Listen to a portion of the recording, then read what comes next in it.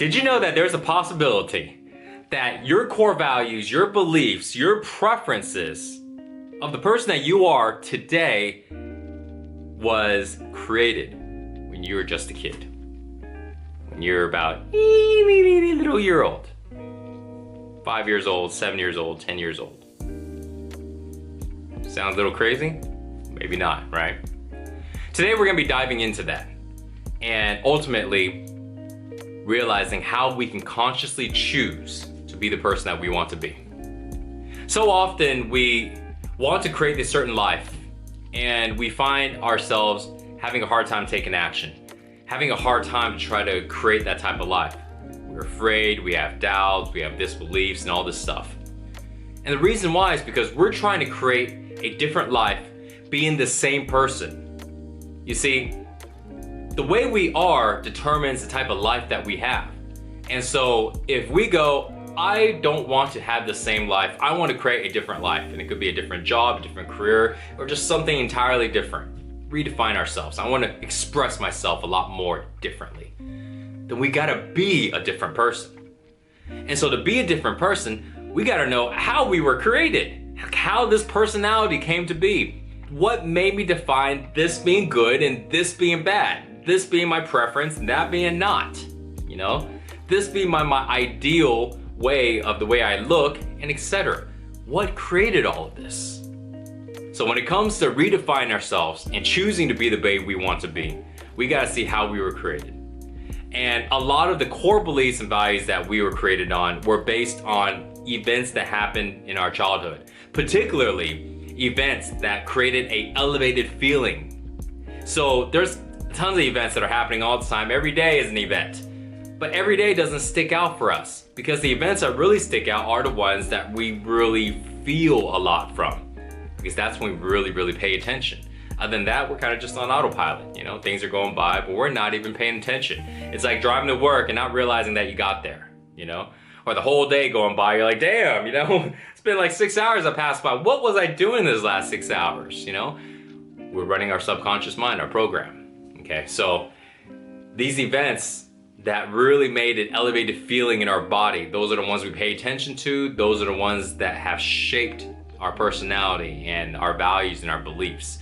And so if we want to redefine who we are so we can create the future that we want, we need to go back and figure it out. Because there's a good chance that we haven't done enough of that. And these agreements, these perceptions that we have of these events, they are perceptions from we were still children. You know, if you're watching this and you agreed on something when you were 5 years old, but now you're 25 years old, well, it's been like 20 years. You may look at the same event, have a different perspective. And these beliefs that you had when you were 5, you may have a different belief on it now. You may go, well, you know, I'm gonna see it differently now. And suddenly, if that belief that you had when you were 5 made a big difference, that created a ripple effect, well, now you get to look at it, you get to decide differently, and then now a core belief in you have just changed. A certain value have just changed. A part of you have just changed. And when you're doing that over and over and over, now you're able to redefine yourself based on choosing who you want to be now and not choosing way back in the day. Because doesn't make no sense. Just because you're 5 years old or you're 10 years old and you decide on something because that's the best decision you can make at the time, doesn't mean you still hold on to the same truth now as a grown person, you know? Doesn't make any sense. But yet, so many of us are so busy with our lives trying to create a different future that we don't look back to see how we, the most important asset in our life, how we were created, how our personalities were created. And then we wonder why it's so hard or such a struggle to go ahead and do the things that we want to do, to not have fear, to still face this lack of confidence and all of these things. And we think it's just because this thing is tough. No, it has nothing to do with the thing being tough. It has to do with the way we see ourselves, which was defined and created from back in the day. So when we do that, now we're able to consciously choose.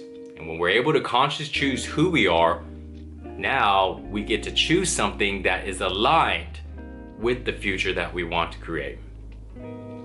So to sum it up, make sure you go back and you find how you were defined, how type of perspectives, what the perspectives were that made you have agreements with your parents, looking at them a certain way.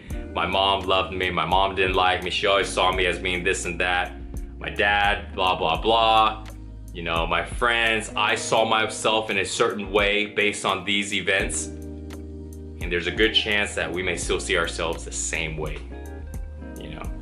And I'm telling you this because I'm speaking from my own experience too, along with talking with many people, you know.